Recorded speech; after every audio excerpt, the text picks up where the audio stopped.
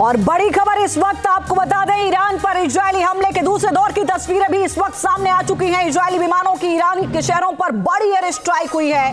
ये बड़ी खबर इस वक्त आपको बता दें, तस्वीरें भी अब सामने आ चुकी हैं।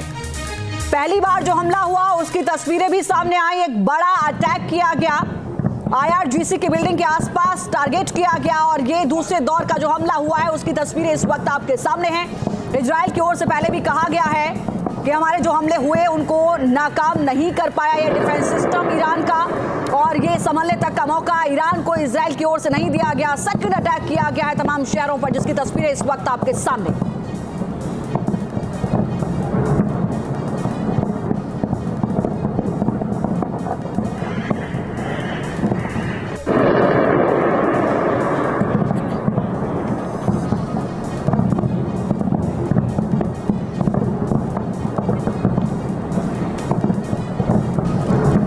तो ये तस्वीरें हम लगातार आपको दिखा रहे हैं। हमले के बाद IRGC की बिल्डिंग में आग लगी, उसकी तस्वीरें भी सामने आई, लेकिन वो पहला अटैक था और ये सेकंड अटैक किया गया है।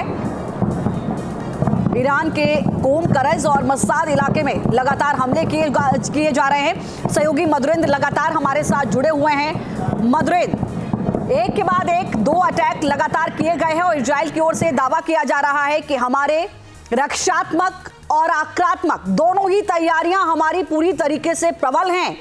हम कदम उठा सकते हैं, हमने कदम उठाया है और उसका एक ट्रेलर के रूप में हम इन तस्वीरों को क्या माने, क्योंकि अभी श्रीवास्तव से मैं यही बात कर रही थी कि ईरान के परमाणु फैसिलिटी हो या तेल भंडार हो, इन पर अभी हमला नहीं किया इजराइल ने। हालांकि वो कर सकता था, लेकिन मिलिट्री बेस को ही निशाना बनाया गया है जहां से लगातार इजराइल पर हमले किए जा रहे थे।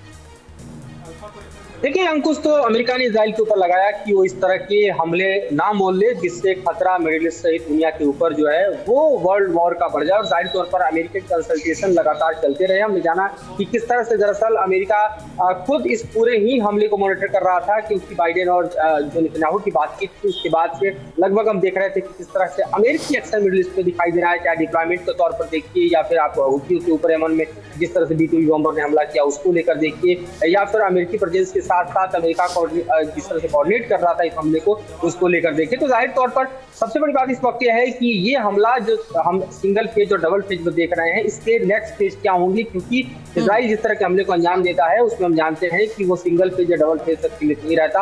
आज की तारीख में Israel electronic warfare, direct warfare और साथ ही आप देखिए तो हाइब्रिड वॉरफेयर के अलग अलग तरीकों का अख्तियार कर रहा है। और जिस तरह के हमले दरअसल इजराइल ईरान के खिलाफ अंजाम देता रहा है वो सिर्फ ईरान की टेरिटरी तक सीमित नहीं रहा है, बल्कि हम देखें तो सीरिया में, खासतौर पर लेबनान में, और यहाँ तक कि आप समझिए कि जो अन्य प्रॉक्सीज हैं ईरान के उनको भी टारगेट करने के लिए इजराइल के अलग अलग मोडस ऑपरेंडी रहे हैं। लेकिन इस वक्त के मामले में हम देखें तो खासतौर पर ईरान के जो मिलिट्री इंस्टॉलेशन है, मिलिट्री टारगेट है, चाहे वो तेहरान की तरफ देखिए या कराची की तरफ देखिए, वहां पर दरअसल हमले को अंजाम दिया गया। वहां की तस्वीरें सामने आ रही हैं और ईरान को दरअसल जैसे ही मालूम पड़ा कि नेक्स्ट फेज भी हमले का शुरू होगा, उसने अपनी एयर स्पेस को बंद कर दिया और सेकंड फेज ऑफ स्ट्राइक जो है वो चल रहे हैं। ये कितने डैमेजिंग होंगे ये अभी देखने वाली बात है।